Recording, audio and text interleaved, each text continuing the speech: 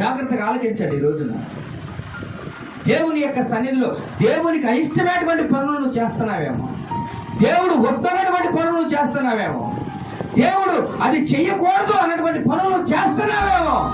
అలా చేస్తే నీకు శిక్షే తప్ప నీకు మేలు కలగనే కలగదు. జాగ్రత్తగా నీకు శిక్ష కలగ చేస్తున్నావు. పాపం వైపు పరుగులు తీస్తున్నావు, శాపం వైపు పరుగులు తీస్తున్నావు, అక్రమ వైపు పరుగులు తీస్తున్నావు, వ్యభిచారం వైపు పరుగులు తీస్తున్నావు, జాగ్రత్త వైపు పరుగులు తీస్తున్నావు. ఆ పరుగులు తీస్తూ నువ్వేదో అనుకుంటున్నావు, క్షణికమైనటువంటి ఆనందం కొరకు నువ్వు అలాగ పరుగులు తీస్తున్నావేమో, కానీ దాని వెనకాల నిత్య మరణము ఉన్నది నీకు. జాగ్రత్తగా ఆలోచించండి.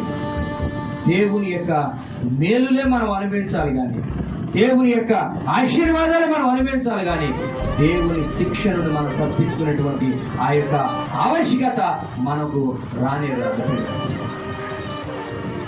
కారణం ఏంటంటే, జాగ్రత్తగా ఆలోచించండి, దేవుడు పాపిని ప్రేమిస్తూ ఉన్నాడు. దేవుడు